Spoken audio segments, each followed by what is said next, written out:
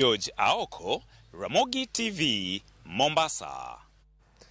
Kama na George Aoko kawuok Mombasa wadhi nyaka e kaunti ma Siaya kama kambi mar Waterbus ma osebedo katayo wuodhe mag nam Lolwe donje winjruok kod tend the wuoth ma Lwanda Kotieno ma igeno ni biro tego ala e the wuoth ma Lwanda Kotieno kachiel gi keto lwasi makare ne jowuoth matiyo gi nam. Sharon Ong'ao nigi mathoth. Koloso e kinde mani yango chenro makamano. Data chenro maduong' mar kambi mar Waterbus Frederick Nessa wacho ni winjruok makamano biro tego ohala magitimo. Ka bende jowuoth osingnegi arita makare e kinde magitimo wuodhe maggi e nam. Nessa wacho ni machiegni ni gichano gero kama Migago. We plan to pursue the construction of a jetty here that will be a common user facility for ourselves, fish operators and canoe transport operators, so that all players in the sector here can provide safe, efficient transport services. We believe that where we go, healthy competition means that there's a healthy market in place. We hope that our continued relationship with the Lwanda community, with the existing speedboat and canoe boat operators, can only strengthen the water transport sector. Winjruok makamano morwaki kod tend the wuoth mar Lwanda Kotieno igeno ni biro tieko ywaruok mar wuoth ma osebedo ka neno e dho wadhno. Kinde mokalo nok gin members mag Denis negina joma timo transport gin.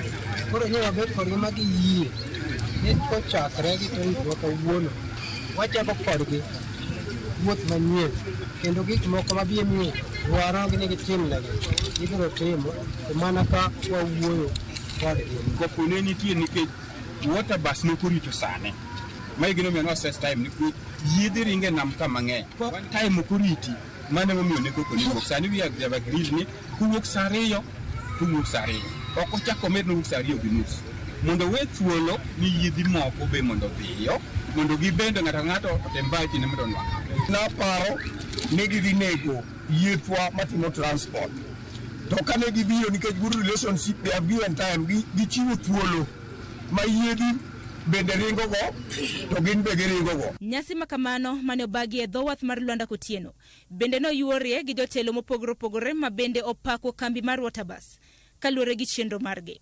Jopiny bende jiw mondo sir joket mwandu kaluwore gi dongruoge mopogore ma gikelo. So wanyalo mana kwayogi ni gikel mana service mar Waterbus achiel mondo give room ne the local boats mabetimo the same transport service. Wano ukwangi kido, ukwangi del, ukwangi ukabila.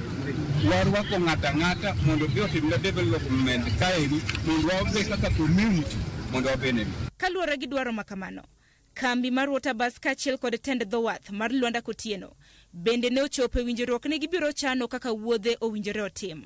Okanga ma igeno ni biro keto lwasi makare ne yiedhi mamoko ma osebedo katimo wuoth e nam Lolwe. Sharon Ong'ao, Ramogi TV. Ramogi